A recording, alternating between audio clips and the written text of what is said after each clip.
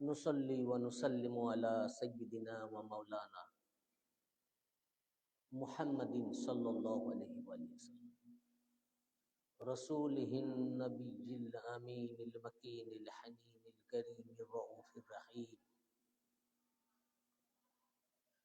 व अला आलिहि त्तय्यिबीन वत्ताहिरीन वल मासूमीन अजमईन खुसूसन अला सय्यिदिना अल-गौसिल आज़म अला जद्दिही नबिय्यिना व अलैहिस्सलातु वस्सलाम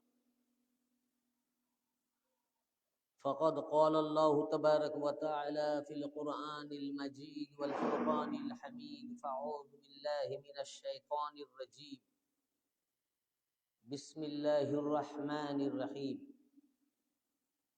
क़ुल बिफ़द्लिल्लाहि व बिरहमतिही फ़बिज़ालिका फ़ल्यफ़रहू हुवा खैरुम मिम्मा यजमऊन सदक़ल्लाहुल मौलानाल अज़ीम व सदक़ रसूलुहुन नबियुल करीम फ़अऊज़ु बिल्लाहि मिनश शैतानिर रजीम बिस्मिल्लाहिर रहमानिर रहीम इन्नल्लाहा व मलाइकतहु युसल्लूना अलन नबी या अय्युहल्लज़ीना आमनू सल्लु अलैहि व सल्लिमू तस्लीमा अल्लाहुम्मा सल्लि अला सय्यिदिना व मौलाना व नबिय्यिना व शफ़ीइना मुहम्मदिन मअदनिल जूद वल करम व अला आलिहि व बारिक व सल्लिम अला सय्यिदिना अल-गौसिल आज़म व अला वलदिही सय्यिदिना मुर्शिदिना अल-मुकर्रम अल्लाहुम्मा सल्लि अला सय्यिदिना व मौलाना मुहम्मदिन मअदनिल जूद वल करम व अला आलिहि व बारिक व सल्लिम अला सय्यिदिना अल-गौसिल आज़म व अला वलदिही सय्यिदिना मुर्शिदिना अल-मुकर्रम मुअज़्ज़ज़ सामीईन किराम उपस्थित समस्त आशिकान मुस्तफ़ा मुहिब्बान अहले बैत किराम व गुलामान हजरत गौसे आज़म खास करे आमार सकल पीर भाई ओ पीर बोन आपनादेर प्रत्येकके जानाई आज 13 रजबुल मुरज्जब जश्ने ईद मौलूद काबा हैदर कर्रर सुल्तानुल औलिया ताजदार हल अता अमीरुल मुमिनीन इमामुल मुत्तकीन खलीफतुल मुस्लिमीन साहिब जुल्फ़िकार हैदर कर्रर मुर्तज़ा मौला मुश्किल कुशा शेर खुदा सैयदना व मौलाना हजरत अलीउल मुर्तज़ा अलैहिस्सलातु वस्सलाम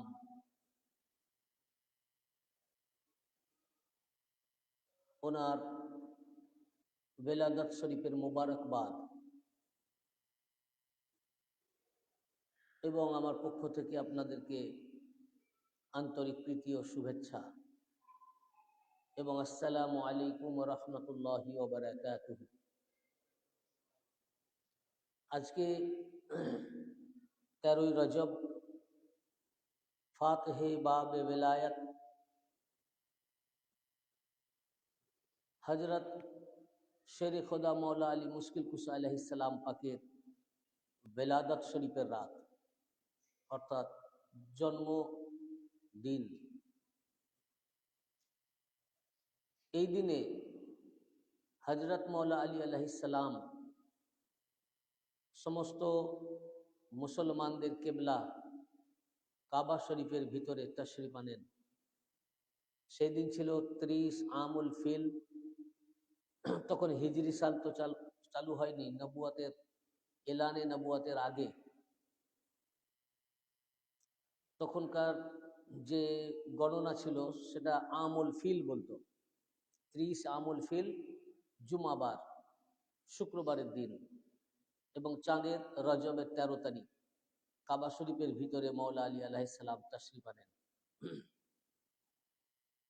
এই জন্য আমাদের সিলসিলায়ে কাদেরিয়া, রাজ্জাকিয়া, মুস্তারশিদিয়ার বর্তমান সজ্জাদা নসীন হুজুর পাক সৈয়দনা ও মৌলানা হজরত সৈয়দ শাহ ইয়াসুব আলী আল কাদরি আল হাসানি আল হুসাইনি আল বাগদাদি আলাইহিসসালামের তত্ত্বাবধানে, নেতৃত্বে এবং ওনার পরিচালনায় ভারত ও বাংলাদেশের যত এই সিলসিলা পাকের মসজিদ এবং খানকা শরীফ রয়েছে, যেমন পূর্ণিয়া শরীফের দরগাহে আলিয়ায়ে হজরতে রওশন আলী আল কাদেরি আলাইহিসসালাম কুতুবে বাড়ি পাক,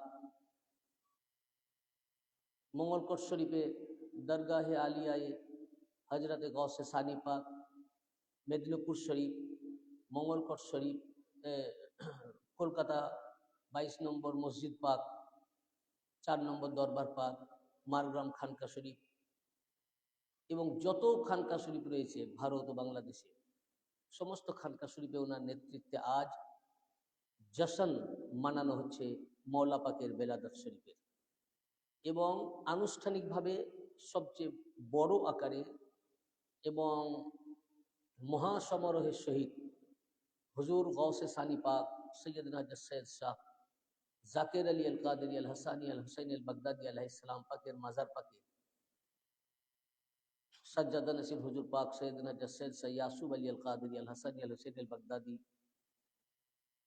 আদাম আল্লাহু ফায়ুদাহুম ওনার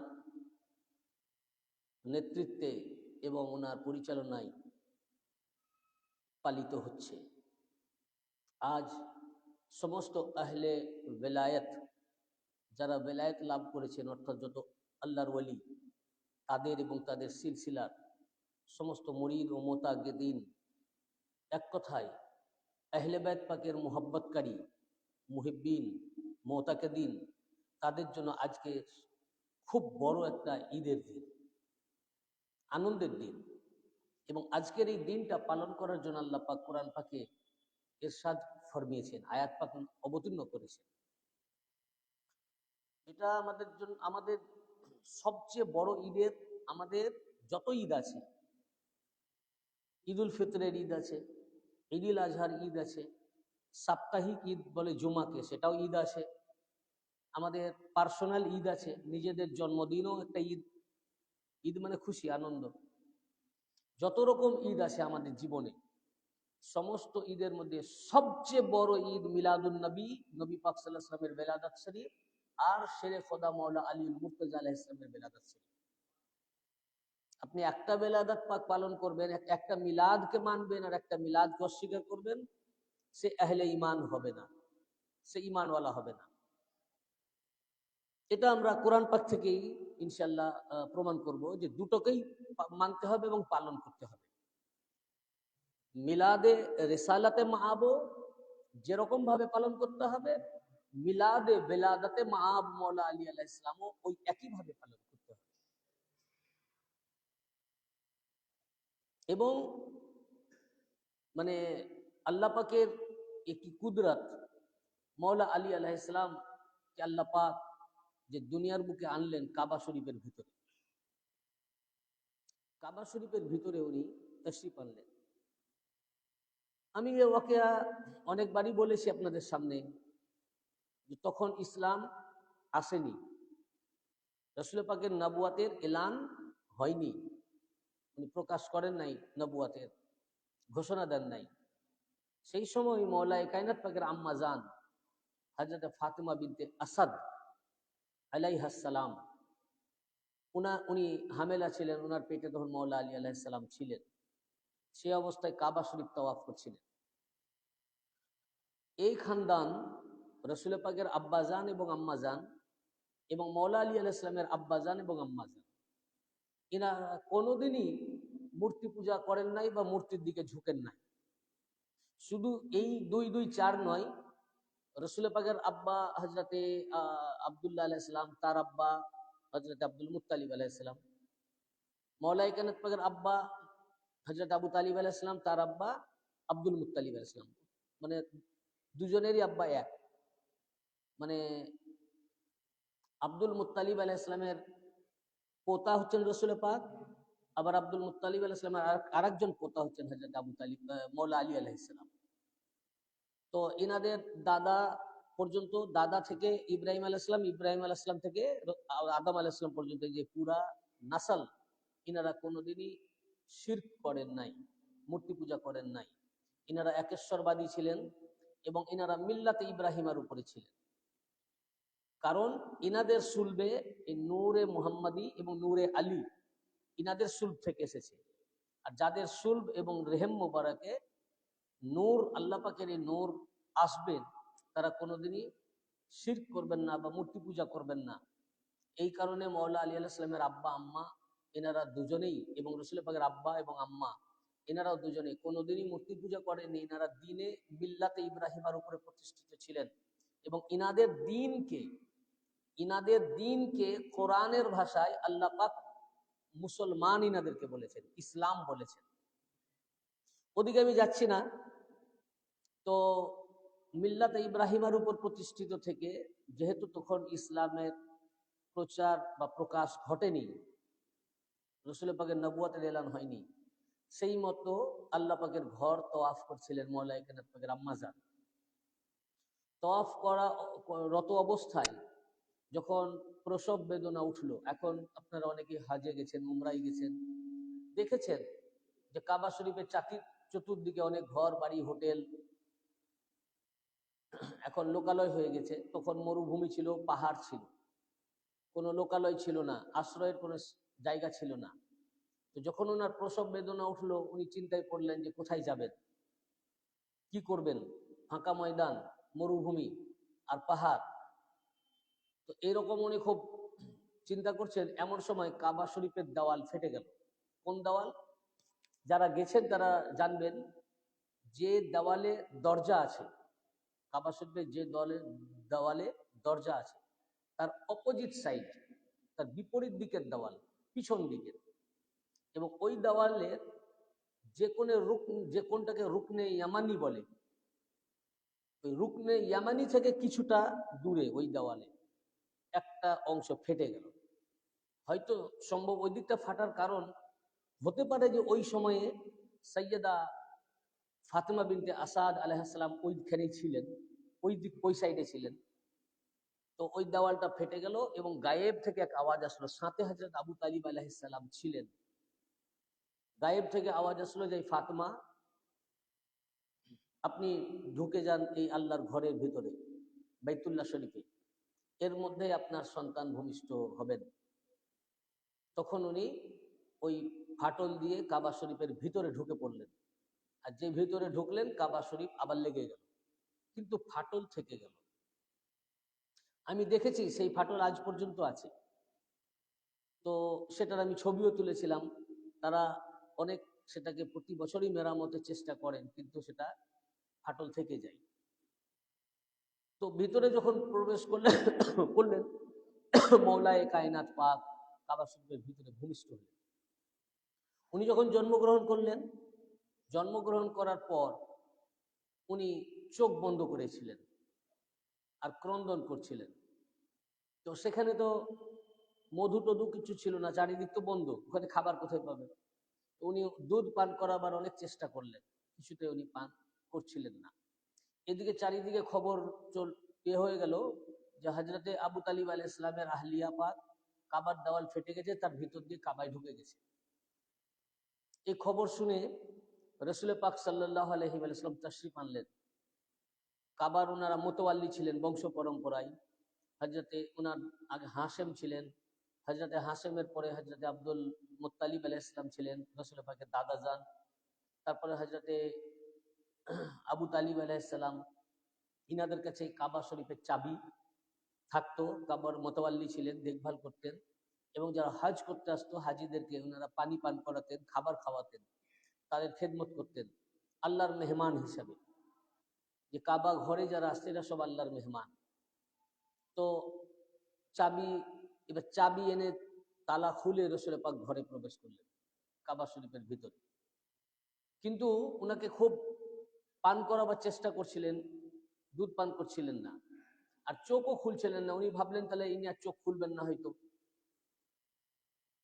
তো খুব চিন্তায় পড়ে গেলেন ওনার আম্মাজান। যেই মওলায়ে কায়নাত পাক রাসূল পাক সাল্লাল্লাহু আলাইহি ওয়াসাল্লাম কাবা শরীফে ঢুকে গেলেন, ঢোকার সাথে সাথেই সদ্যজাত শিশু মাওলা আলী আলাইহিসসালাম ঘুরে রসুল পাকের দিকে তাকালেন এবং প্রথম চোখ খুললেন। রসুল পাক সাল্লাল্লাহু আলাইহি ওয়াসাল্লাম বললেন, বাচ্চাকে আমার কোলে দাও। উনি কোলে নিলেন ওই অবস্থাতেই, এবং উনার মুখের মধ্যে রসুল পাক নিজের জিহ্বা মুবারক ভরে দিলেন। তখন উনি খুব রস পান করলেন।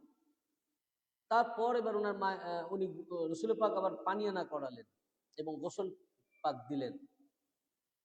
যখন গোসল দিচ্ছিলেন, যখন ডান সাইড গোসল দেওয়া হলো, বাম দিক গোসল দেওয়ার জন্য উনি ঘোরাতে যাবেন, তো উনি নিজেই পাল্টি মেরে ঘুরে গেলেন। তখন রসুল পাক সাল্লাল্লাহু আলাইহি ওয়াসাল্লাম বললেন যে এমন একদিন আসবে, আজকে যেমন এনার গোসল আমি দিচ্ছি, আমারও আখেরি গোসল ইনি দিবেন, এবং আমার যখন ডান দিক গোসল দেওয়া হয়ে যাবে তখন আমিও নিজের দিকেই ঘুরে যাব, ওনাকে তাকলিফ করতে হবে না। রসুল পাক সাল্লাল্লাহু আলাইহি ওয়াসাল্লাম এই শাহজাদাকে ওনার আম্মাজানের কোলে দিলেন। তখন উনি দুধ পান করালেন, তো দুধ পান করলেন। অতঃপর মওলাই কায়নাত পাক যখন বড় হলেন, পরবর্তীকালে ওনাকে জিজ্ঞাসা করা হয়েছিল যে আপনি যখন কাবা শরীফের ঘরে জন্মগ্রহণ করেন, তা আপনার চোখ বন্ধ ছিল, খুলছিলেন না, কিন্তু রসুল পাক যখন গেলেন তখন আপনি উনার দিকে ঘুরে দেখলেন এবং চোখ খুললেন, তাকালেন, তো এটা কেন? তখন উনি বললেন যে আমি তো জানি আমার ঘর, আমার জন্ম হবে সর্বশ্রেষ্ঠ উত্তম জায়গা আল্লাহর ঘর বাইতুল্লাহ শরীফ, কাবা শরীফের ভিতরে, আর চোখ খুললেই আমি প্রথমেই কাবা দেখতে পারবো, যা পৃথিবীর আজ পর্যন্ত কোনো মানুষের এ সৌভাগ্য হয়নি, যে মানুষ জন্মগ্রহণ করলে নিজের মায়ের চেহারা দেখে, নিজের বাড়ি দেখে, নার্সিং হোমে হলে নার্সিং হোম দেখে, কিন্তু এত বড় সৌভাগ্য যে চোখ খুললেই উনি প্রথমেই আল্লাহর ঘরে জিয়ারত করবেন দুনিয়ায় এসে এসে। কিন্তু মওলাই কায়নাত পাক বলছেন যে এটা আমার বাসনা ছিল না, আমার ইচ্ছা ছিল, কাবাকেও দেখার ইচ্ছা ছিল না, আমার ইচ্ছা ছিল দুনিয়ায় যে আমি যাব, সর্বপ্রথম কাবারও কাবা রসুল পাকের চেহারা পাক দেখব। এই জন্য উনারও আমি ছিলাম, চোখ বন্ধ করেছিলাম, আমি জানি তো আসবেন, যখন উনি আসবেন তখন চোখ খুলবো, দুনিয়ায় এসে প্রথম আমার এই দৃষ্টি উনাকে দেবে, এই নূর আর এক নূরকে দেবে, যার কারণে আমি চোখ খুলি না। তো বলে আপনি দুধ পান করেননি কেন? তো বলে এই জন্য যে আমি তো জানি দুনিয়াতে যেতে, দুনিয়ায় থাকতে গেলে জীবন ধারণের জন্য দুনিয়ার খাবার খেতে হবে, কিন্তু আমার ইরাদা এটাই ছিল যে দুনিয়ার কোনো খাবার খাওয়ার আগে সর্বপ্রথম দুনিয়ার সর্বশ্রেষ্ঠ নিয়ামত আল্লাহ রসুল তো আসবেন আমার কাছে, তখন আমি ওনার লালা মুবারক পান করব। এটা তো ওনার মনের ইরাদা ছিল, আল্লাহ রসুল জানলেন কি করে? ওনার মনের যেটা ইরাদা সেটা আল্লাহ রসুলও জানেন। উনার কেন, আপনি এখন কি ভাবছেন? এই যে ওয়াজ শুনতে শুনতে এখন আপনার মনে কি ভাবনা হচ্ছে? আল্লাহ রসুল মদিনা শরীফে দেখছেন, ভাই আল্লাহ রসুল কেন, হুজুর গওস পাকও দেখছেন, গওস পাক কেন, ওনার যে আওলাদ পাক আছেন, আপনার যিনি মুর্শিদ, তিনিও আপনাদের প্রত্যেকের অন্তরের খবর, দিলের খবর দেখতেছেন, দিল উনি দেখছেন ওনারা। এই জন্য এনাদেরকে হুজুর গওস পাককে, গওসে পাকের খানদান পাক, এনাদেরকে বলা হয় রওশন জমির। জমির এটা দদ আছে, জমির মানে দিল, জমির মানে দিল, মানে দিল মানে যিনি দিলকে দেখেন আর কি, সবসময় প্রত্যেক মুরিদের দিলকে ওনারা দেখেন, আমাদের প্রত্যেকের দিলকে দেখছেন। তো রসুল পাক সাল্লাল্লাহু আলাইহি ওয়াসাল্লামের কাছে এই খবর ছিল যে উনি এটাই চান, এই জন্য উনি লালা মুবারক দিলেন। আপনারা এটাও জানেন যে বড় ইমাম পাকও যখন দুনিয়ার বুকে তাশরিফ আনলেন, তখন উনারও মুখে রসুল পাক জিহ্বা মুবারক ভরে দিয়েছিলেন, প্রথম রসুল পাকের লালা মুবারক পান করেছেন। এটাও আপনারা জানেন, ছোট ইমাম পাক যখন জন্মগ্রহণ করেন, সব হাদিসে পাকের কেতাবে আছে, তখন রসুল পাক উনার মধ্যে মুখের মধ্যে জিহ্বা মুবারক ভরে দিয়েছেন, উনিও লালা মুবারক পান করেছেন। দেখা যাচ্ছে মওলা আলী পাক, বড় ইমাম পাক, ছোট ইমাম পাক, এই পুরা খানদান পাক, ইনাদের দুনিয়ায় আসার পর সর্বপ্রথম খাবারই ছিল সর্বশ্রেষ্ঠ নিয়ামত রিসালাতে মুআব রাসূল পাক সাল্লাল্লাহু আলাইহি ওয়া সাল্লামের লালা মুবারক। বুঝেছেন না? উনার লালা মুবারক, থুতু মুবারক। আর এই আলী ফাতেমা হাসান হুসাইনেরই আওলাদ পাক হচ্ছেন আপনাদের মুর্শিদ, আমাদের পীর ও মুর্শিদ হুজুর গওস পাক, বর্তমান হুজুর পাক, ইনারা সবাই। যার কারণেই ইনাদের মুখের মিষ্টতা এত বেশি, ভাষা, কথা বলা। আপনি আমাকে একটা প্রশ্ন করলেন, কি কোনো মাসালা জানতে চাইলেন, আমি উত্তর দিলাম, উত্তরটা শুনলেন, কিন্তু আমার কথার বাচনিক ভঙ্গি আপনার পছন্দ হলো না। কিন্তু আলে মুহাম্মদ উনাদের কাছে যখন আপনারা যান, ওনারা যদি একটা শব্দও বলেন, ওই শব্দটা কানে শুনে আমাদের পুরো দিলটাই ভরে যায়। কি কথার মিষ্টতা, কি ঠিক না? এটা তো আমি অতিরঞ্জিত করছি না, আপনারা তো প্র্যাকটিক্যাল না। আপনি অনেক ব্যথা বেদনা অনেক কিছু নিয়ে গেলেন আলে মুহাম্মাদের কাছে, হুজুর পাকদের কাছে, গস পাকের আওলাদের কাছে। সামনে গেলেন, শুধু একটা কথা আপনাকে বললেন যে তুমি কেমন আছো। ওই একটা কথাতে সব ব্যথা আমাদের দূর হয়ে গেল। বলার উনাদের কথার মধ্যে যে মিষ্টতা, এই যে রসুল পাকের খুন ইনাদের শরীরে প্রবাহিত হচ্ছে, রসুল পাকের পহেলা খাবার যে ইনাদের ঊর্ধ্বতন পুরুষদের পান করেছিলেন, উনাদের রক্ত যে ইনাদের শিরায় শিরায় ধমনীতে প্রবাহিত হচ্ছে, উনাদের খানদান পাক, ইনারা রসুল পাকের আদর্শে আদর্শিত, বুঝেছেন না? ইনাদের রসুল পাকের খুন থেকে ইনারা তৈরি। কাজে ইনাদের আখলাক, ইনাদের আচার, ইনাদের ব্যবহার, ইনাদের কথা বলা, ইনাদের কথা বলার স্টাইল, ইনাদের ভঙ্গিমা, সবকিছুই রসুল পাক সাল্লাল্লাহু আলাইহি ওয়াসাল্লামের মতো। এই জন্য আমরা যতই মুসিবতে থাকি, যতই ব্যথায় থাকি, আমরা একবার শুধু উনাদের জিয়ারতে যাই, শুধু একটা কথা শোনার জন্য। শুধু একবার, মানে ওনাদের বলার মধ্যে, কথার মধ্যে এমনই মিষ্টতা পৃথিবীর মাখলুকে কারো মধ্যে নাই। ওনাদের কথার মধ্যে এত সান্ত্বনা। আপনি হয়তো কোনো শখ পেয়েছেন, তা আমি শুনে আপনাকে অনেক সান্ত্বনা দিলাম, কিন্তু কিছুতেই আমি আপনাকে শান্ত করতে পারি না, কেন এতটাই শখ পেয়েছেন। এমন একটা দুর্ঘটনা বা আপনার ফ্যামিলিতে ঘটেছে যে আপনি, কিন্তু আপনি আলে মুহাম্মাদের কাছে যান, আহলে বাইত পাকের কাছে যান, গস পাকের খানদান পাক, উনাদের কাছে যান, যতই ব্যথা থাক, শখ থাক, উনারা খালি একটা কথা আপনাকে বলবেন, সান্ত্বনা দেবেন, আপনার সব দুঃখ আপনি ভুলে যান। কি যান কি যান না বলেন, হয় না? এই থেকে ইনাদেরকে দেখলেই রসুল পাককে ইয়াদ হয়, ইনাদেরকে দেখলে মৌলা আলীকে ইয়াদ হয়, দেখলে গৌস পাককে ইয়াদ হয়, আল্লাহ ইয়াদ হয়। ইনাদের কারামত পাক কি দেখবেন, এটাই সবচেয়ে বড় কারামত পাক ইনাদের। ইনাদেরকে দেখবেন তো আল্লাহ ইয়াদ হবে। ওই মুহূর্তে আপনি যত বড়ই পাপী হন, যতই খারাপ কাজে লিপ্ত হন, সবসময় আপনার খারাপ কথা মাথায় ঘুরে, কেন আপনি খারাপ কাজ করেন, খারাপ কাজের মধ্যে লিপ্ত আছেন। কিন্তু যখনই আপনি ওনাদের সামনে আসবেন, যতক্ষণ ওনার সামনে থাকবেন, ততক্ষণ সব ভুলে যান। যান কি যান না? এটাই ওনাদের সবচেয়ে বড় কারামত পাক, যে ওনাদেরকে দেখবেন তো দুনিয়ার সব ভুলে গিয়ে সব, ওই মুহূর্তটা সবসময় আপনার আল্লাহর সাথে জোর হয়ে যায়, কানেক্ট হয়ে যায়। তো এটাও আছে যে আল্লাহর ওয়ালি তিনি, যাকে দেখলে আল্লাহ ইয়াদ হয়। আল্লাহর ওয়ালি তিনি, যাকে দেখলে আল্লাহ ইয়াদ হয়। দেখে খানদানে নবুয়ত এমনই, ইনাদেরকে দেখবেন তো ওই মুহূর্তে আপনার সমস্ত কিছু ভুলে থাকবেন, দুনিয়া থেকে আপনি মানে উদাসীন হয়ে যাবেন, এবং ওই মুহূর্তটা সবসময় আপনার আল্লাহর সাথে কানেক্ট হয়ে যাবে।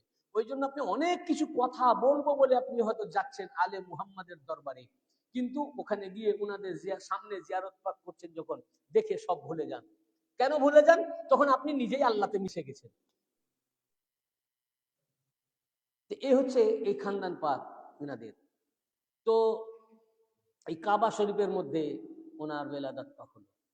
এখন কাবা শরীফের মধ্যে ওনার জন্ম কেন হলো? আল্লাহ পাক উনাকে কেন কাবায় আনলেন? আর কেউ কিন্তু কাবায় আসেন নাই, অন্য কেউ আর কাবায় জন্মগ্রহণ করেন নাই। কাবা শরীফে এটা একটা ফালসাফা বা ব্যাকগ্রাউন্ড হতে পারে, যেটা আমার মনে হয় যে আল্লাহ পাক তার আগে, আমি এই বর্ণনা আগেও করেছি, এখানে একবারই করেছি মেরাজ শরীফের বর্ণনাতে, যে আল্লাহ পাক রসুল পাক সাল্লাল্লাহু আলাইহি ওয়াসাল্লামের একটা নূর, খাতুনে জান্নাত সৈয়দা ফাতেমাতুজ জাহরা আলাইহিস সালাম, উনাকে আদম আলাইহিস সালামের সুলব থেকে আনেননি, উনাকে রেখে দিয়েছিলেন জান্নাতের মধ্যে। এবং ওই মেরাজে গিয়ে যে ফল খেয়েছিলেন, কেউ কেউ কোনো কোনো কেতাবে এসছে যে ওই ফলটা বাহি ছিল। তো ওই ফল খাওয়ার ফলে ওই নূরটা রসুল পাক, মানে ডাইরেক্ট রসুল পাকের কাছে আসলেন। উনি এত পবিত্র ছিলেন এবং পর্দা নসীন ছিলেন যে আজরাইল আলাইহিস সালাম ওনার জান কবজ করেননি। যার জান আজরাইল আলাইহিস সালাম করেননি, খোদ আল্লাহ যার জান কবুল করেছেন, তিনি কি করে এই পুরুষদের সুলভ থেকে আসবেন? এই জন্য আল্লাহ পাক রেখে দিয়েছিলেন। আর এটা আমি পুরো বর্ণনা করেছি, ডিটেল জানতে গেলে গতবারের মেরাজ শরীফের ওয়াকিয়াটা শুনে নেবেন ইউটিউব থেকে। এই জন্যই রাসূল পাককে মেরাজে নিয়ে গেছিলেন, যে খাতুনে জান্নাত পাককে আনার জন্য। তো খাতুনে জান্নাত পাক ওইভাবে জান্নাত থেকে রাসূল পাকের কাছে আসলেন, রাসূল পাক থেকে খাদিজাতুল কুবরা আলাইহিস সালামের কাছে আসলেন, যে রাসূল পাকের ঘরে তাশরীফ আনলেন। এবং হাদিস শরীফে আছে যে মাওলা আলী আলাইহিস সালাম যদি জন্মগ্রহণ না করতেন তো খাতুনে জান্নাত পাকের জোর হতো না, উনার শাদী মুবারকই হতো না। যেহেতু রেসালাতের ঘরে শাহজাদি পাক আসলেন, রেসালাতের ঘরে শাহজাদি পাক আসলেন, এই জন্য উলুহিয়াতের ঘরে বেলায়েতে মাওলা আলীকে আল্লাহ পাক আনলেন। এদিকে এই কারণেই খাতুনে জান্নাত পাকের যখন শাদী মুবারকের জন্য অনেকেই প্রস্তাব দিয়েছিলেন, কিন্তু আল্লাহ রসুল সাল্লাল্লাহু আলাইহি ওয়াসাল্লাম প্রত্যেকের প্রস্তাবকে রিজেক্ট করে দিয়েছিলেন। বললেন যে আমি আল্লাহর অপেক্ষায় আছি, আল্লাহর অপেক্ষায় আছি, ওনার কি হুকুম হয়। তাদের কাছে তো রাজটা খুলে বলবেন না, তার মানে বলতে চাইলেন যে আল্লাহর ঘর থেকে আমার কাছে প্রস্তাব আসবে। কোথা থেকে বলুন? আল্লাহর ঘর থেকে, আল্লাহর আহলুল্লাহর জন্য। আহলুল্লাহ মানে আল্লাহর বান্দা বা আল্লাহর লোক, আল্লাহওয়ালা, আল্লাহওয়ালার জন্য প্রস্তাব আসবে। কখন প্রস্তাব হবে আল্লাহ জানেন, আমি তো বলতে পারি না। আল্লাহ, আল্লাহওয়ালার জন্য, আহলুল্লাহর জন্য, আল্লাহর লোকের জন্য আল্লাহ যখন প্রস্তাব পাঠাবেন তার সাথে তখন আমার মেয়ের বিয়ে হবে, শাদী মোবারক হবে। তাই ঘরের মালিক, বুঝেছেন না, আমি যে ঘরে জন্মগ্রহণ করেছি, আমার যখন বিয়ের সময় হয়েছে, তা আমার ঘরের মালিক যেখানে বিয়ে হয়েছে সেখানকার ঘরের মালিকের কাছে প্রস্তাব দিয়েছে, বা সেই ঘরের মালিক আমার ঘরের মালিক, আমার ঘরের মালিককে আমার আব্বা, সেখানে প্রস্তাব। এবং আপনাদের সবারই তাই, তাই না? না সরাসরি আপনাকে প্রস্তাব দিয়েছে, হ্যাঁ, যে আমার মেয়েকে বিয়ে করো, প্রস্তাব কোথায় এসছে? এই ছেলে এবং মেয়ে, এই দুজনের যার ঘর থেকে আগে আসুক, এই ঘরে যদি মেয়ের ঘর থেকে আসে, মেয়ের ঘরের মালিক ছেলের ঘরের মালিকের কাছে প্রস্তাব পাঠায়, কিংবা ছেলের ঘরের মালিক মেয়ের ঘরের মালিকের কাছে, বুঝেছেন না? তো যে ছেলে আল্লাহর ঘরে জন্মগ্রহণ করলো, কোন ঘরে ছেলে জন্মগ্রহণ করলেন? কোন ঘরে? আল্লাহর ঘরে।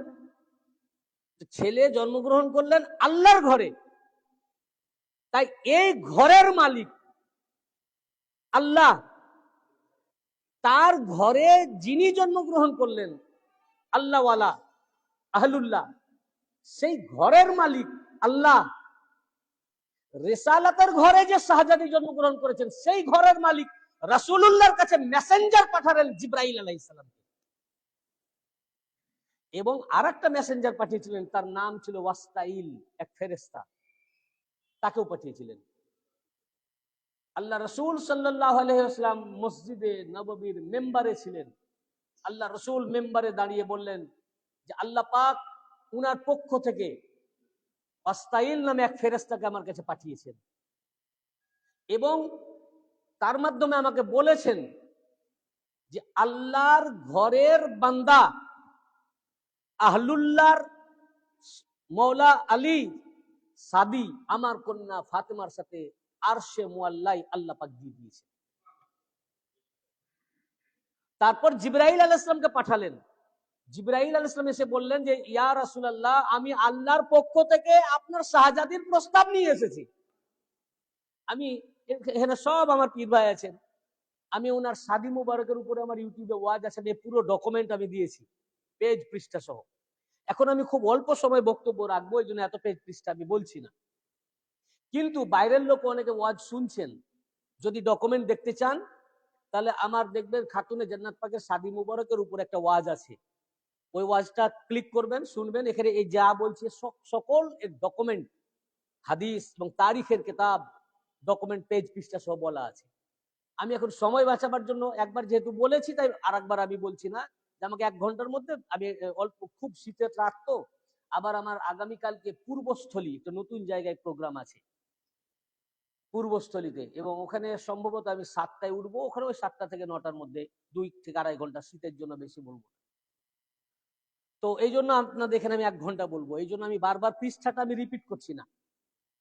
তা আমি এটা বলে দিচ্ছি, যারা বাইরের লোক শুনছেন, আপনারা যদি এগুলো ডকুমেন্ট দেখতে চান, এই ইউটিউবে, যেটা ইউটিউবে যাবে, আমার খাতুনে জান্নাত পাকের সাদি মুবারকের ওয়াজ আছে, সেখানে ঢুকবেন, এগুলো যা বলছি সব এগুলো পেজ পৃষ্ঠা দেওয়া আছে। তো জিবরাইল আলাইহিস সালাম এসে বললেন, ইয়া রাসূলুল্লাহ, আমি কাবার ঘরের মালিকের পক্ষ থেকে এসেছি। কার পক্ষ থেকে? কাবার ঘরের মালিকের পক্ষ থেকে, আল্লাহ রাব্বুল ইজ্জাতের থেকে এসেছি, উনি আমাকে পাঠিয়েছেন। উনি ওনার ঘরে যিনি তাশরিফ এনেছেন, সেই আলীর পক্ষ থেকে আপনার মেয়ের প্রস্তাব নিয়ে আমাকে পাঠিয়েছেন। ছেলের ঘরের প্রস্তাব আল্লাহ মেয়ের ঘরের মালিকের কাছে নিয়ে আসলেন। বলেন, আপনি আল্লাহ পাক বলেছেন যে এই দুজনের শাদী মুবারক তো আল্লাহ আগেই দিয়ে দিয়েছেন আরশে মুআল্লায়। আপনি এখন লৌকিকতার জন্য দুনিয়াদারির যে সিস্টেম, সেই অনুযায়ী আপনি ইনাদের শাদী মুবারক দুনিয়াতে দিয়ে দেন। রাসূল পাক মেম্বারের উপরে দাঁড়ালেন, বললেন, এইমাত্র জিবরাইল এসে আমাকে খবর দিয়ে দিলেন যে আল্লাহ পাক খাতুনে জান্নাত পাকের সাথে মাওলা আলীর শাদী মুবারক দিয়ে দিয়েছেন আসমানে। আমি যেন এখন ইনাদের শাদী মুবারকটা দুনিয়াতে আমি দুনিয়াদারি সিস্টেমে এটা করে সুসম্পন্ন করে দিই। মাওলা পাক দেওয়ানে হযরতে জামালের মধ্যে জন্য বলেছেন, अर्श पर बांधा खुदा ने आपका अक़्दे निकाह, अर्श पर बांधा खुदा ने आपका अक़्दे निकाह, कैसे शौहर शाही मर्दा वाह वाह खैरुन्निसा, कैसे शौहर शाही मर्दा वाह वाह खैरुन्निसा। আরশে মুআল্লায় আল্লাহ পাক যার শাদী মোবারক বেঁধেছেন, আপনার আক্ত করে দিয়েছেন, আপনাদের শাদী মোবারক দিয়ে দিয়েছেন। कैसे, কেমন শৌহর, কেমন স্বামী, বাহ বাহ, कैसे শৌহর শাহে মর্দা, সমস্ত মর্দানদের শাহেনশাহ বাদশাহ, বাহ বাহ খায়রুন্নিসা। খায়রুন্নিসাকে বলছেন মাওলা পাক, বাহ বাহ খায়রুন্নিসা, এ খায়রুন্নিসা মুবারকবাদ আপনাকে। বুঝেছেন না? এই জন্য আল্লাহ পাক ওনার ঘরে একজন এসেছেন রিসালাতের ঘরে, আর আরেকজনকে আল্লাহ পাক নিয়ে আসলেন তাওহীদ ও উলুহিয়াতের ঘরে, আল্লাহ নিজের ঘরে কাবা বাইতুল্লাহর মধ্যে, যাতে আল্লাহ নিজের পক্ষ থেকে ওনার ঘরে আগমনকারী আলীর তরফ থেকে শাদী মুবারকের প্রস্তাব, রিসালাতের গৃহ খাতুনে আতহার পাকের জন্য রিসালাতের গৃহের মালিক রাসূল পাকের কাছে প্রস্তাব পাঠাবেন। রাজ বুঝা খুব কঠিন, একমাত্র আলে মুহাম্মদ হুজুর গস পাক, হুজুর পাক ইনারাই জানেন এর রাজ কি। যতটুকু এই গোলামদের মাথাতে ওনারা দিচ্ছেন ততটুকু হয়তো আমরা বুঝতে পারছি, আমাদের বোঝা সাধ্যের বাইরে। কাবা শরীফে যে ওনার জন্ম হয়েছিল, এটা নিয়ে অনেকে এতরাজ করেন।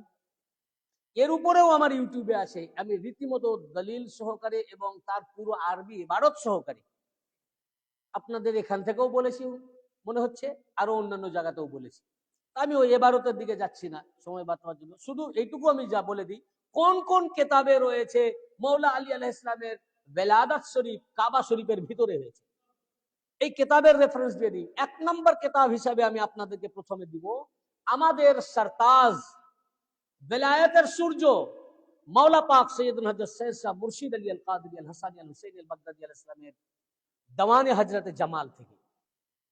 मौला पाक का दवान हजरत जमालेर मध्य थी जनाबे मुस्तफ़ा को जब हवाए मुर्तजा, फर्ज उम्मत पर न क्यों कर हो वेलाए मुर्तजा। एर मध्य उन्हें लिखेছেন খানায়ে মিলাদ মাওলা খাস বাইতুল্লাহ है।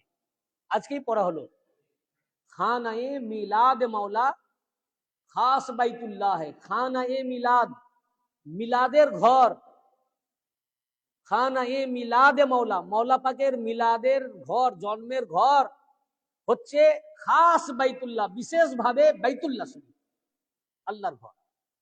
এটা 1 নম্বর ডকুমেন্ট মাওলা পাকের।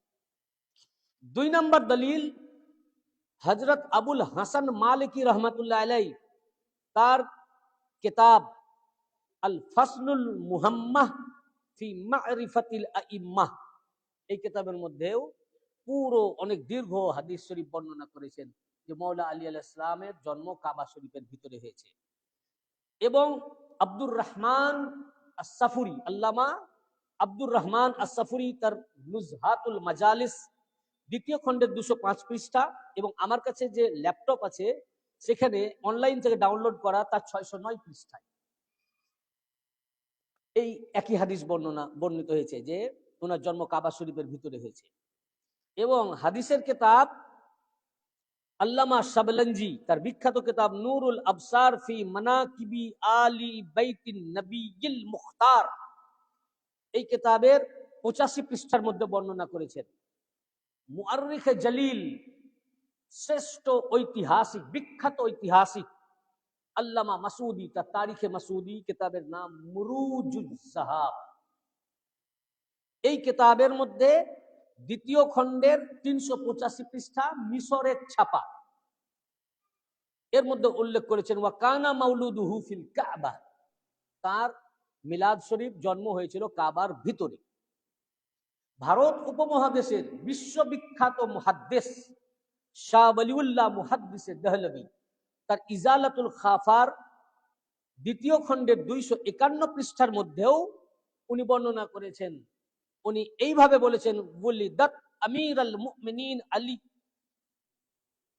আলিয়ান ফি জাওফিল কাবা, হযরতে ফাতিমা বিনতে আসাদ উনার আম্মা জান আমিরুল মুমিনিন আলী আলাইহিস সালামকে কাবা শরীফের অভ্যন্তরে জন্ম দিয়েছিলেন, জাওফিল কাবা। এবং ষষ্ঠ দলিল হচ্ছে আল্লামা নুরউদ্দিন আব্দুর রহমান জামি রহমাতুল্লাহ আলাইহি তার শাওয়াহিদুন নবুওয়াত কিতাবের 280 পৃষ্ঠার মধ্যে বর্ণনা করেছেন। আল্লামা শায়েম চিশতি তার মুশকিল কুশা কিতাবের 108 পৃষ্ঠায় বর্ণনা করেছেন। আবার ভারত উপমহাদেশের বিশ্ববিখ্যাত মুহাদ্দিস আব্দুল হক মুহাদ্দিসে দেহলভী তার মাদারিজুন নবুওয়াত কিতাবের দ্বিতীয় খণ্ডে 612 পৃষ্ঠায় বর্ণনা করেছেন।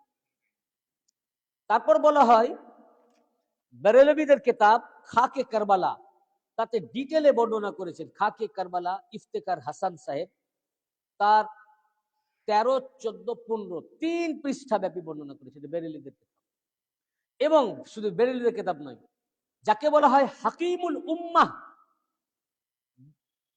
আমাদের বেরেলি ভাই, বেরেলি জামাত, তারা যাকে বলেন হাকিমুল উম্মত, মুফতি আহমদ ইয়ার খান নাইমি, যিনি তাফসিরে নাইমির লেখক, তিনি তার বিখ্যাত কিতাব শানে হাবিবুর রহমান, এই শানে হাবিবুর রহমান কিতাবের 98 নম্বর যে আয়াত বর্ণনা করেছেন, ওনার কিতাবের 98 নম্বরে যে আয়াত বর্ণনা করেছেন, সেই আয়াতের তাফসিরে উনি বর্ণনা করেছেন। এটা মারাত্মক কথা। কি বলেছেন শুনুন। তাফসিরে নাইমির লেখক তাকে হাকিমুল উম্মত বলে, মুফতি ইয়ার আহমদ খান নাইমি, তিনি বলছেন কাসীরা মুয়াসসার নাশুদ ই সাআদত বা কাবা विलादत बा मस्जिद शहादत बना इस वास्ते अल्लाह का घर जाए पैदाइश कि वो इस्लाम का काबा था ये ईमान का काबा। বুঝলেন? বুঝেননি? তিনি বলছেন দেখুন তাদের হাকিমুল উম্মত বলে, তিনি কি মানছেন, তিনি কি বলেছেন, আর তার ফলোয়ার্সরা জানে না আজকে কোন দিন, তার ফলোয়ার্সরাই জানে না যে আজকে কোন দিন আছে। তিনি বলছেন কাসীরা মুয়াসসার নাশুদ ই সাআদাত বা কাবা বিলাদাত বা মসজিদ শাহাদাত, পবিত্র কাবায় জন্ম এবং পবিত্র মসজিদে শাহাদাত লাভ করার সৌভাগ্য হযরত আলী আলাইহিস সালাম ছাড়া কারো হয়নি। কাবা শরীফে জন্ম, বেলাদাত শরীফ আর মসজিদে শাহাদাত, এটা আলী আলাইহিস সালাম ছাড়া কারো সৌভাগ্যে জুটেনি। এরপর উনি বলছেন, এবার দেখুন, বনা ইস ওয়াস্তে আল্লাহ কা ঘর জায়ে पैदाइश, এই কারণে বনা ইস ওয়াস্তে আল্লাহ কা ঘর জায়ে पैदाइश, আল্লাহর ঘরকে এই জন্য ওনার জন্মের স্থান বানানো হয়েছে। আল্লাহ পাক ওনার ঘরকে, বাইতুল্লাহ শরীফকে ওনার पैदाइशের স্থান বানিয়েছেন এই কারণে কারণটা কি? कि वो इस्लाम का काबा था, ये ईमान का काबा। যে কাবার মধ্যে জন্ম দিলেন, এ কাবা হচ্ছে ইসলামের কাবা, ইসলামের কাবা। আর যাকে জন্ম দিলেন ইনি ঈমানের কাবা।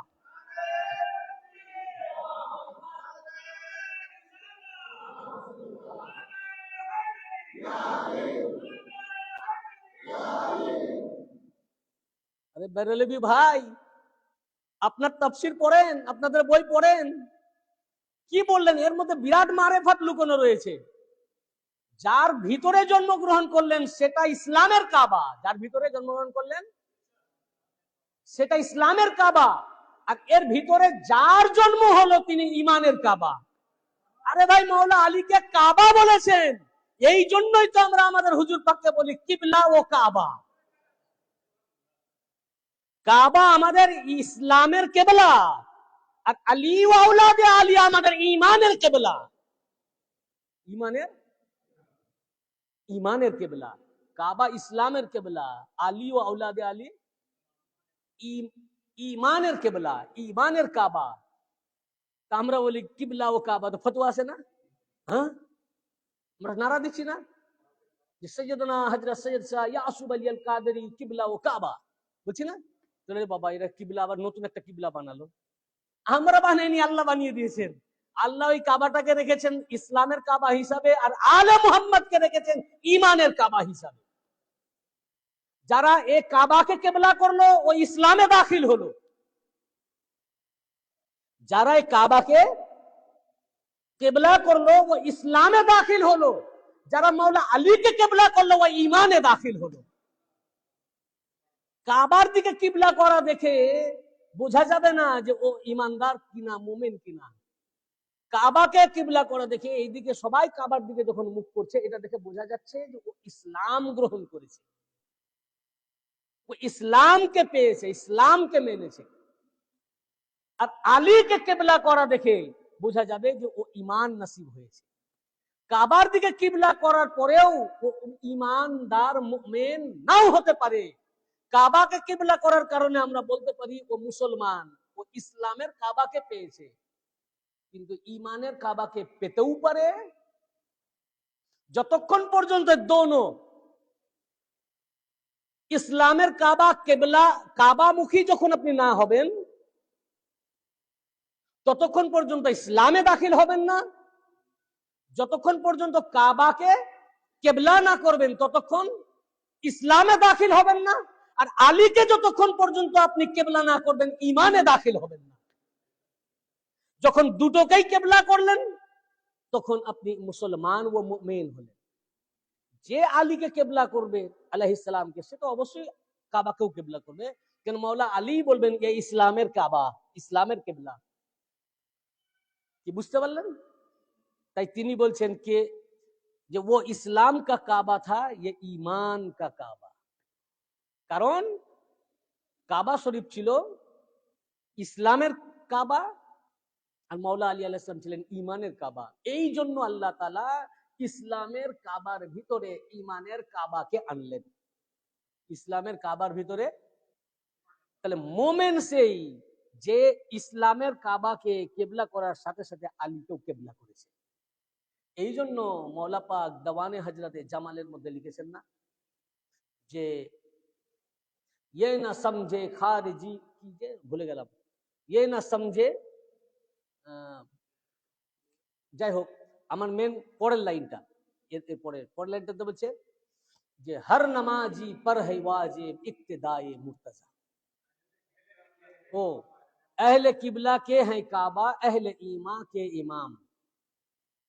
अहले किबला के हैं काबा, अहले ईमा के इमाम। अहले किबला के हैं काबा, किबला वालाদের জন্য কাবায় আছেন মাওলা আলী। अहले किबला মানে কাবা ওয়ালা। अहले किबला के हैं काबा, अहले किबला वालाদের জন্য কাবা আছেন আলী। এবং अहले ईमा के इमाम, ঈমান ওয়ালাদের জন্য ইমাম আছেন আলী। ঈমান ওয়ালাদের ইমাম মাওলা আলী আলাইহিস সালাম এবং কিবলা ওয়ালাদের কাবা মাওলা আলী আলাইহিস সালাম। অতএব যারা মৌলা আলী আলাইহিস সালামকে কেবলা করেনি, কাবা মানেনি, ও মোমেন না, ও মুসলমান হতে পারে। 72-73টা ফিরকাই মুসলমান, 73টা ফিরকাই মুসলমান। এমনি এমনি বলেন না, ইনারা পণ্ডিত ছিলেন। আফসোস লাগে, ইনি এই একটা লাইনের মধ্যে কি সাংঘাতিক কথা বলেছেন, এবং এর মধ্যে একে অ্যানালাইসিস করলে দেখা যাবে যে উনি আরো অনেক কিছুই বলতে চেয়েছেন এর মাধ্যমে, কিন্তু আফসোস তার অনুসারীরা কিছুই ধরতে পারল না, তার ফলোয়ার্সরা এখান থেকে কিছুই পেল না। তিনি বলছেন ইমানের কেবলা, অথচ আজ যদি তারা মোমেন হয়, তার কেবলার আজকে বেলাদাত শরীফ খবরই নাই, কেমন মোমেন। আজ কি মৌলা আলীর বার্থডে পালন হচ্ছে?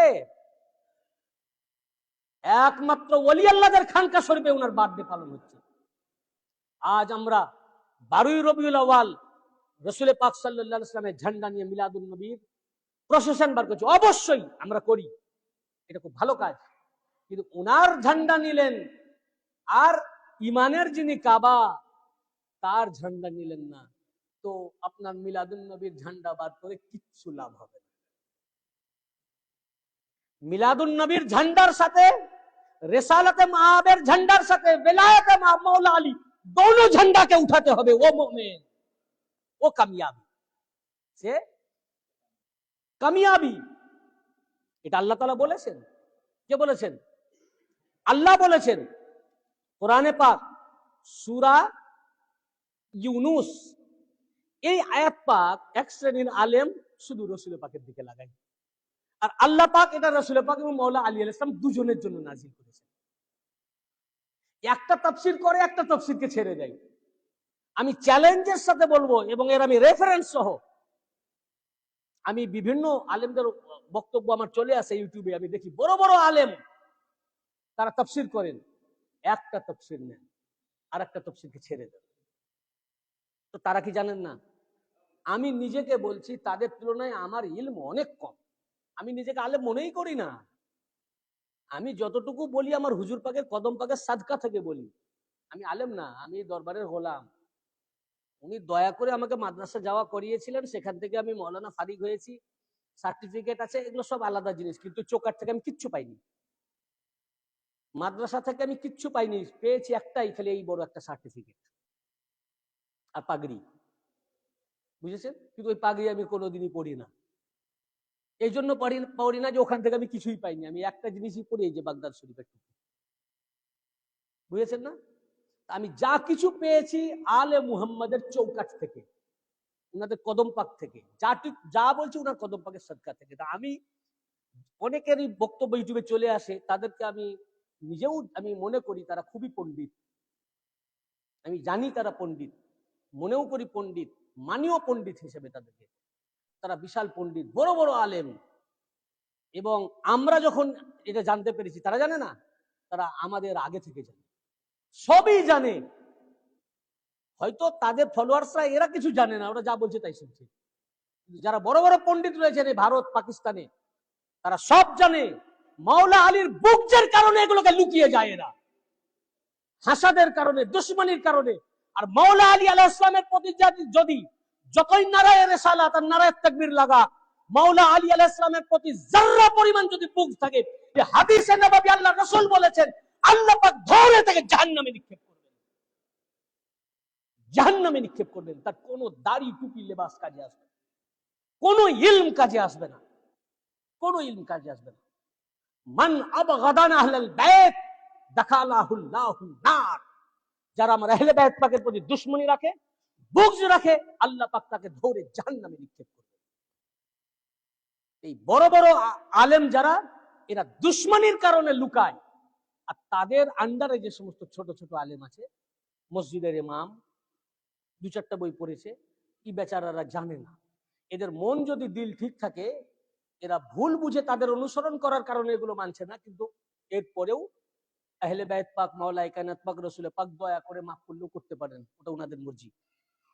72 জন যে শহীদ হয়েছেন, কেন? হয়তো দেখা যাবে 72 ফিরকার হয়ে এক একজন দাঁড়িয়ে যাবে, এবং ওই যে 72টা জাহান্নাম যাবে, প্রত্যেক জাহান্নামী ফিরকার মধ্যে তো ইনোসেন্ট পার্সন আছে না, ইনোসেন্ট লোক আছে না, যারা কিছুই বুঝে না। দেখছি তার দল করছে তাই সে করছে। ইনারা এত দয়ালু, এটাও তার দোষ। আল্লাহ পাক বিবেক দিয়েছেন, তাকে খুঁজতে হবে, জানতে হবে, বুঝতে হবে। মানুষকে আল্লাহ পাক আশরাফুল মাখলুকাত করে তৈরি করেছেন, তোমার খোঁজা উচিত। কিন্তু ইনারা এতই দয়ালু, ইনোসেন্ট হওয়ার কারণে হয়তো এক একটা দলের হয়ে দাঁড়িয়ে ওই ইনোসেন্টদেরকে পার করতে পারেন, কিন্তু এই মোল্লা পার পাবে না।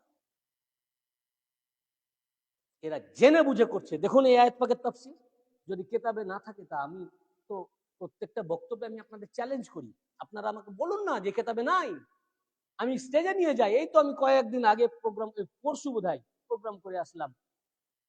জায়গাটার নাম হচ্ছে আপনার ওই খিদিরপুর সাইডে, কি থানাটার নাম, চন্দননগর না, চন্দননগর গ্রামটার নাম। আর থানাটা কি আমি আপনাকে তো বললাম, আমি ভুলে গেছি আবার এক্ষুনি, আপনার শোনালাম আমি।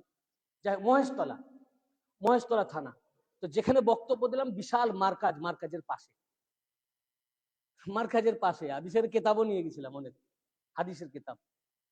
তো আমি তাদেরকে সম্মান দিয়েই বললাম কথা সব। আমি তো সবাইকে সম্মান করি, রেসপেক্ট করি। আমাদেরকে তো ভালো খারাপ ভাষা ব্যবহার করা আমার মুর্শিদ আমাদেরকে শিখান নাই, না আমাদের বাপমা শিখিয়েছেন, না আমাদের মুর্শিদ শিখিয়েছেন। গালিগালাজ করা, খারাপ কথা বলা, এটা হচ্ছে মুআবিয়ার কাজ ছিল।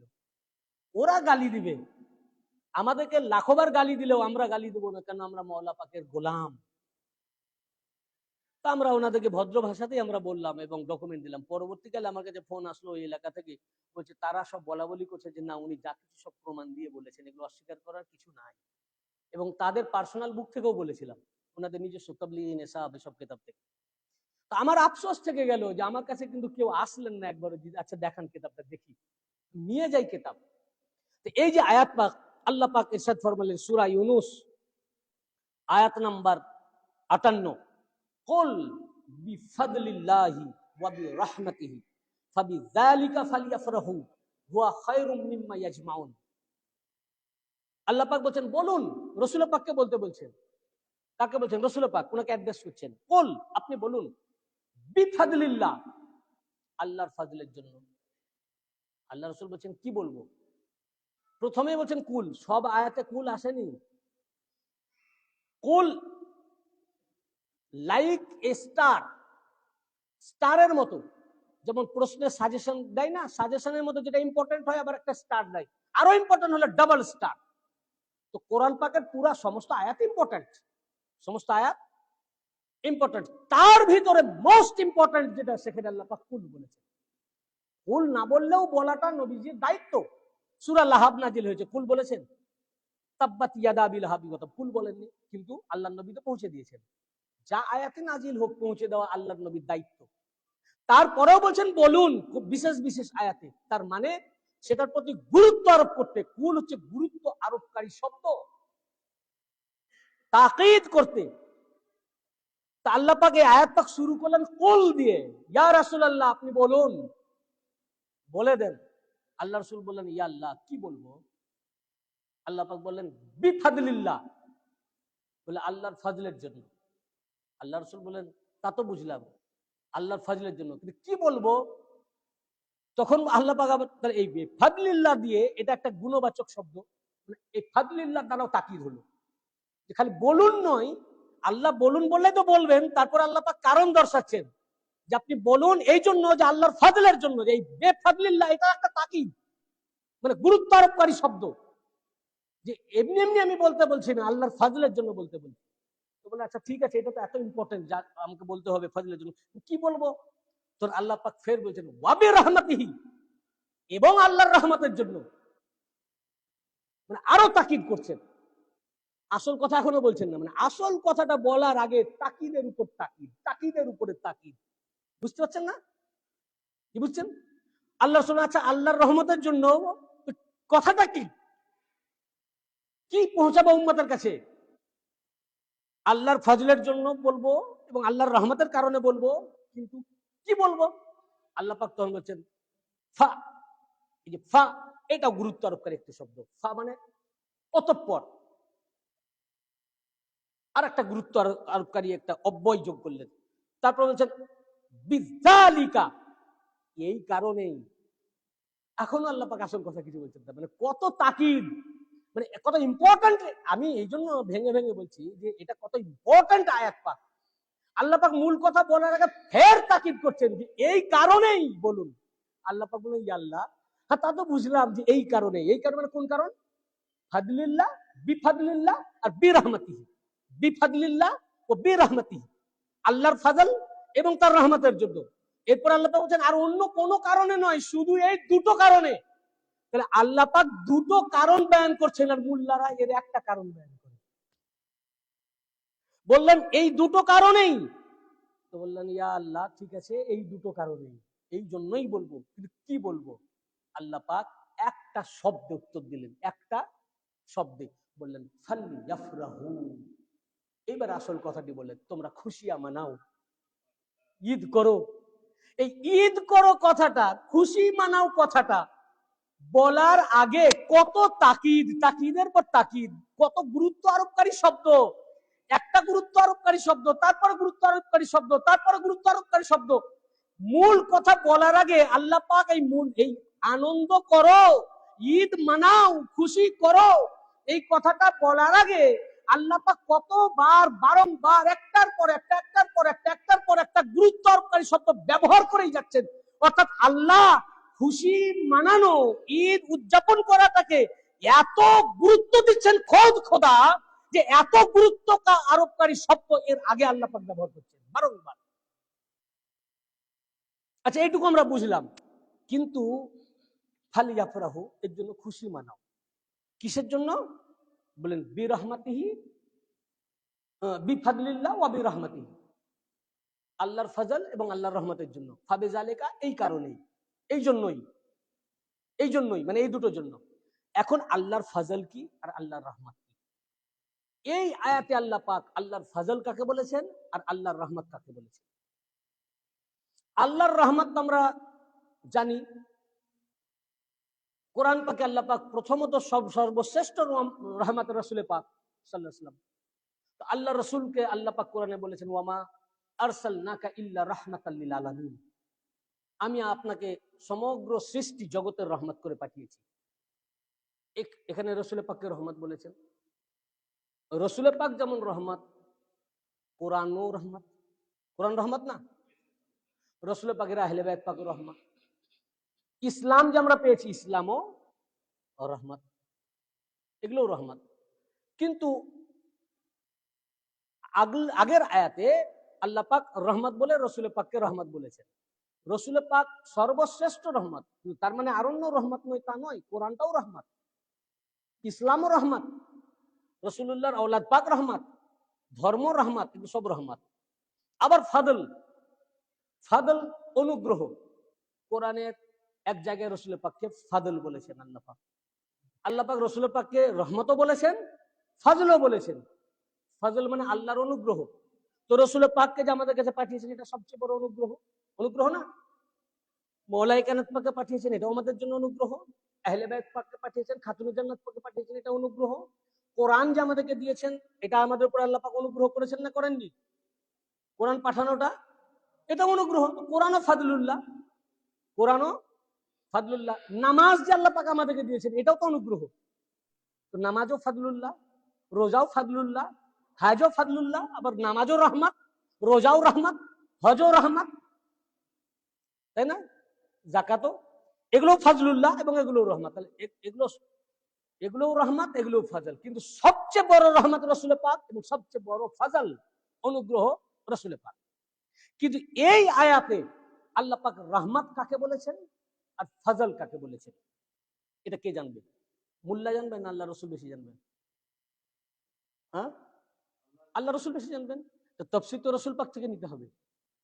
আল্লাহর রাসূল সাল্লাল্লাহু আলাইহি ওয়া আলিহি ওয়াসাল্লামের জামানায় যত সাহাবী ছিলেন, যত সাহাবী, সমস্ত সাহাবায়ে কেরামদের মধ্যে সবচেয়ে বড় কোরআনের মুফাসসির হযরতে আব্দুল্লাহ ইবনে আব্বাস রাদিয়াল্লাহু আনহু, যাকে রাইসুল মুফাসসিরিন বলা হয়, হিবরুল উম্মাহ বলা হয়, তারজমানুল কোরআন বলা হয়। তিনি যে তাফসীর শিখেছেন কার কাছ থেকে বলুন? রাসূল পাকের কাছ থেকে। তো তিনি যা তাফসীর শিখেছেন উনি রাসূল পাকের চাচাতো ভাই, আবার সাহাবী। তিনি রাসূল পাকের কাছ থেকে তাফসীর শিখেছেন। তো যা তাফসীর বয়ান করেছেন আল্লাহর নবী থেকে, আল্লাহর রাসূল থেকে। তিনি কি বলছেন? সাহাবীদের মধ্যে সবচেয়ে বড় মুফাসসির যিনি, সমস্ত আলেমদের নিকট যিনি সবচেয়ে বড় মুফাসসির, তিনি কি বলছেন এই আয়াতের ব্যাপারে? এবং এটা তাখরিজ করেছেন আল্লামা জালালউদ্দিন সুয়ুতী, যার তাফসিরে জালালাইন প্রত্যেক মাদ্রাসায় দার্স দেওয়া হয়। তার বিস্তারিত তাফসির গ্রন্থ তাফসির আদ-দুররুল মানসুর, এই সূরা ইউনূসের 58 নম্বর আয়াতে বিভিন্ন তাফসির উনি এনেছেন। কিন্তু আব্দুল্লাহ ইবনে, যত রকমের এর উপরে ইখতিলাফও এসেছে, তো যত রকমের তাফসির এসেছে উনি সেগুলো এনেছেন। কিন্তু আব্দুল্লাহ ইবনে আব্বাস রাসূল পাকের সাহাবী এবং সাহাবীদের মধ্যে সবচেয়ে বড় সাহাবী, সবচেয়ে বড় মুফাসসির, রাইসুল মুফাসসিরিন, তিনার থেকে উনি এই তাফসিরটি নিয়েছেন। হযরত আল্লামা জালালউদ্দিন সুয়ুতী তার তাফসিরে দুররে মানসুরের মধ্যে এই আয়াতের তাফসিরে বলেন যে হযরতে আব্দুল্লাহ ইবনে আব্বাস রাদিয়াল্লাহু আনহু বলেন যে এই আয়াতে, এই নির্দিষ্ট আয়াতে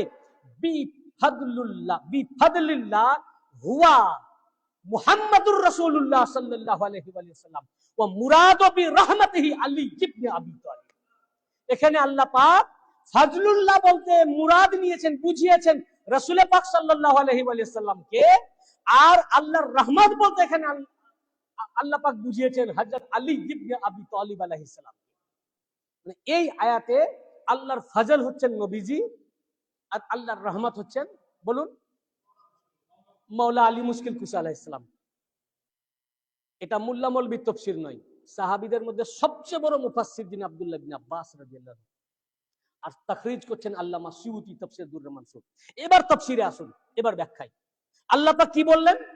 কুল বিফাদলিল্লাহ, হে নবী আপনি বলুন বিফাদলিল্লাহ, আল্লাহর ফজলের জন্য।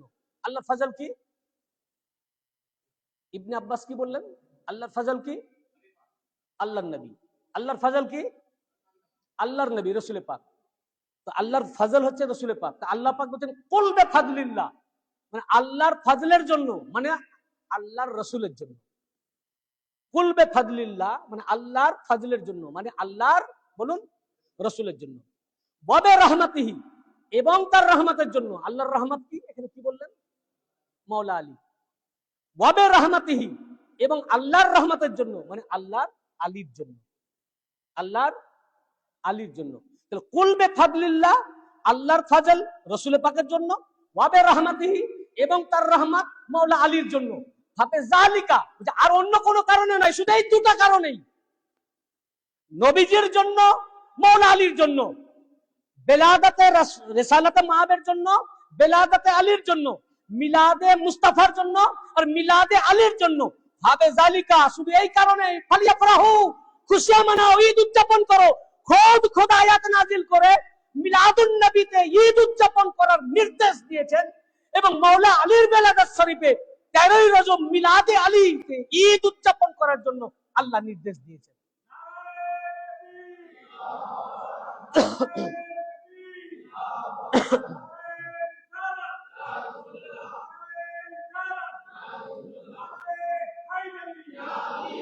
মুল্লারা একটাকে নেয় আর একটাকে ছেড়ে দেয়, ফাদলুল্লাহটাকে নেয়, রহমতটাকে ছেড়ে দেয়।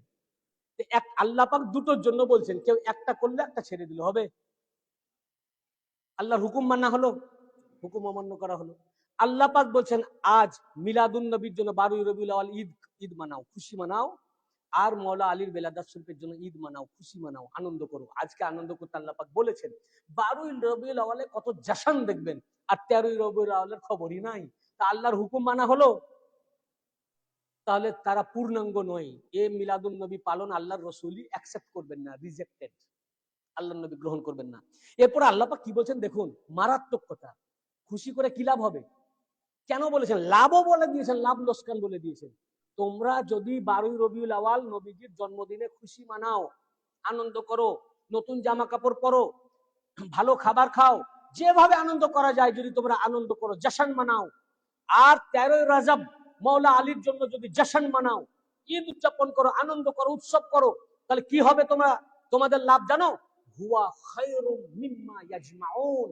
সারা জিন্দেগি ভর তুমি যা সঞ্চয় করেছো, যা তুমি সারা জিন্দেগি যতদিন বেঁচে ছিলে, সারা জিন্দেগি ভর যা তুমি অর্জন করেছো, যত ফরজ পড়েছো, যত সুন্নাত, যত নফল, রাত রাত জেগে কিয়াম, দিন দিন রোজা, যত যাকাত, সমস্ত সম্পদকে তুমি আল্লাহর রাহে যাকাত দিয়ে তুমি ফকির হয়ে গেছো।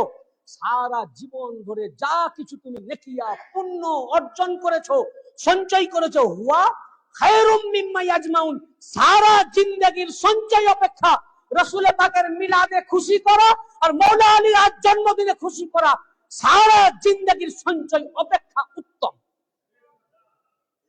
সারা জিন্দেগিতে তুমি যা অর্জন করলে, যত ফরজ করলে, যত ওয়াজিব করলে, যত সুন্নাত পালন করলে, যত নফল করলে, যত দান খায়রাত করলে, যত ইবাদত বান্দাগি করলে, রোজা রেখে রেখে পাতলা হয়ে গেলে, কুজো হয়ে গেলে, যা করেছো সব থেকে সকল সঞ্চয়ের চাইতে বেহতার উত্তম হচ্ছে একটা মিলাদুন নবীর ঈদ উদযাপন করা আর মৌলা আলীর আজকে সেলিব্রেট করা, এটাকে ঈদ মানানো, আনন্দ করা।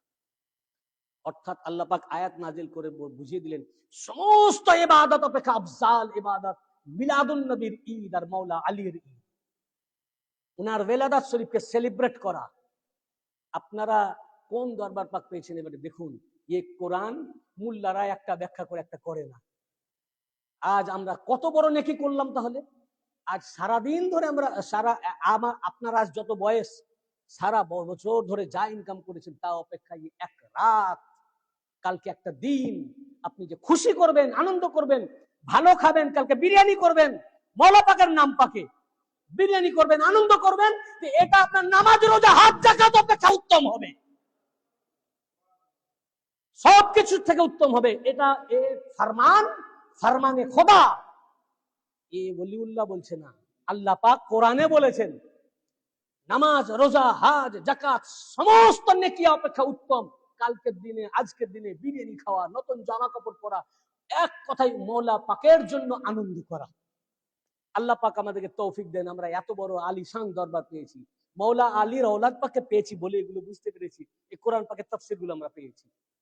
আল্লাহ পাক আমাদেরকে তৌফিক দেন রসুল পাকের বার্থডে পালন করার, মিলাদের জশ্ন মানানো, ঈদ উদযাপন করা এবং মওলা আলী আলাইহিস সালাম পাকের জন্মদিন অন্তরের সাথে দিলের সাথে পালন করার, খুশি উদযাপন করার, জশ্ন মানানোর, ঈদ উদযাপন করার আমাদেরকে তৌফিক দেন। আমিন। ওয়া আখিরু দাওয়ানা আলহামদুলিল্লাহি রাব্বিল আলামিন। আসসালামু আলাইকুম ওয়া রাহমাতুল্লাহি ওয়া বারাকাতুহু।